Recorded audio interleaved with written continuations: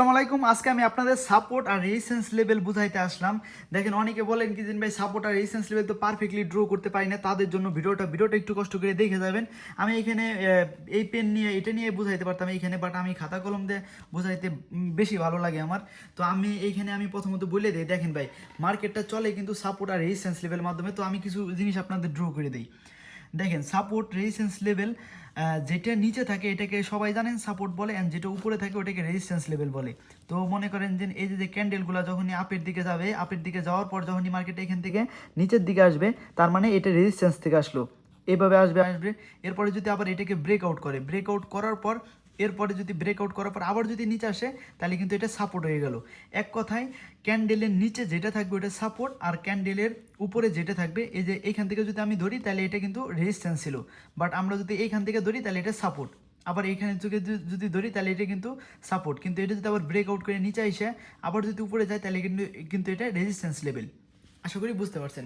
যাই হোক, এটা ক্লিয়ার। এখন মার্কেটটা চলে কেমনি ভাই? মার্কেটটা চলেই সাপোর্ট আর রেজিস্ট্যান্স লেভেলের মাধ্যমে। মার্কেট দেখবেন, মার্কেট একটু উপরে যায় নিচে আসে, উপরে যায় নিচে আসে, এরকম যায় নিচে আসে, নিচে এরকম up down.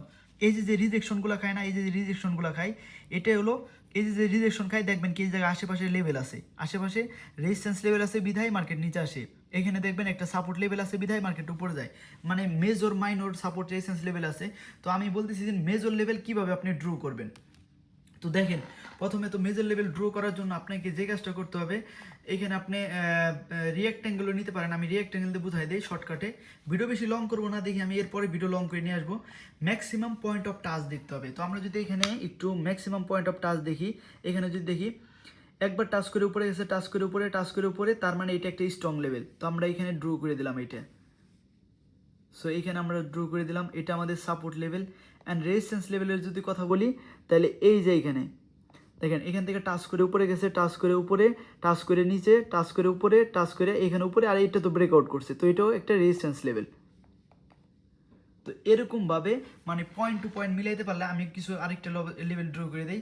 R high and low point, এটাও সাপোর্ট আর রেজিস্ট্যান্স লেভেল হয়। যেরকম এই যে এটা লো পয়েন্ট, এটা support level. And high point যদি আমরা ধরি এখান থেকে, তাহলে এই যে এটা সাপোর্ট লেভেল।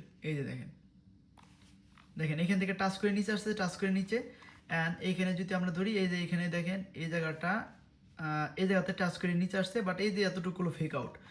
তো এইখানেও আরেকটা লেভেল আছে, এইখানে ছোটো মোটো। তো এরকম মনে করেন এই যে মার্কেট প্রত্যেকটা জায়গায় আপ ডাউন কেন করে, তার লেভেলের কারণে। এখানে সাপোর্ট আর রেজিস্ট্যান্স লেভেল থাকে বিধায় মার্কেট কিন্তু আপ ডাউন করে। এটা একটু বেসিক কোয়ালিটি হবে, বাট আমি অ্যাডভান্সের দিকে যাবো, সমস্যা নেই। তো আমি আরেকটু এক্সাম্পলের সাথে বোঝাই দিই। দেখেন,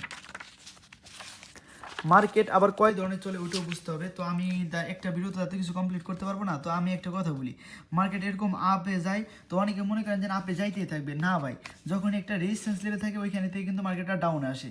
ডাউনে এসে অনেকে ভাবে যে ডাউন কোন সময় আপে যাবে, একটা সাপোর্টের কাছাকাছি আসলে তখন কিন্তু আপে যায়। হ্যাঁ, ব্রেকআউট করে দিলে তো ওটা আলাদা হিসাব, ব্রেকআউট করে দেওয়ার পর আবার রিটেস্ট করে।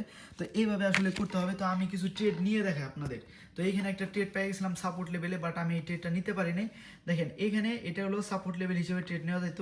আবার এইখানে যদি ধরি, এখানে কিন্তু এই যে দেখেন, আচ্ছা এটার অনেকে নাম বলেন যে ভাই কালার সেন্স লেভেল। হ্যাঁ, কালার সেন্স লেভেলও বলতে পারেন, অথবা আপনি সাপোর্ট রেজিস্ট্যান্স লেভেলও বলতে পারেন। কালার সেন্স যাতে ওই অনেকে মনে রাখার জন্য এই কথাটা বলে।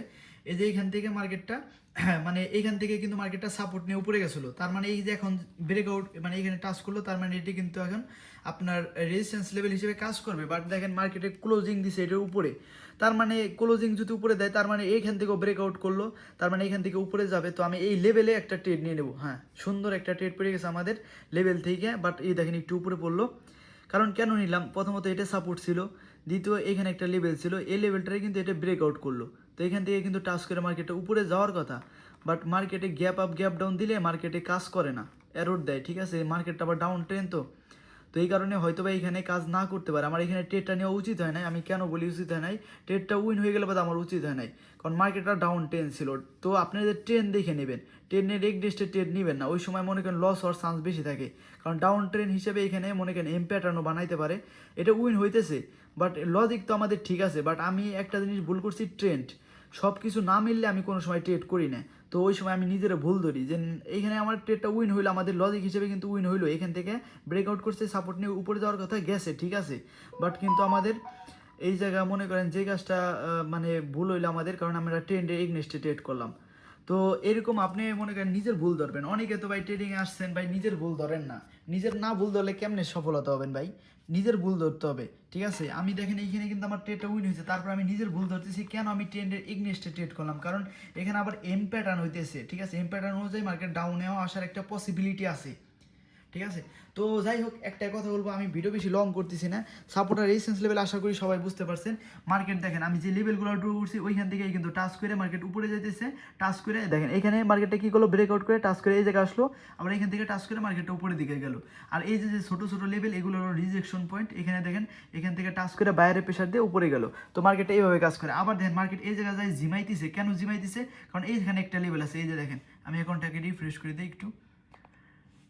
অ্যাকাউন্টটা আমি করলাম রিফ্রেশ।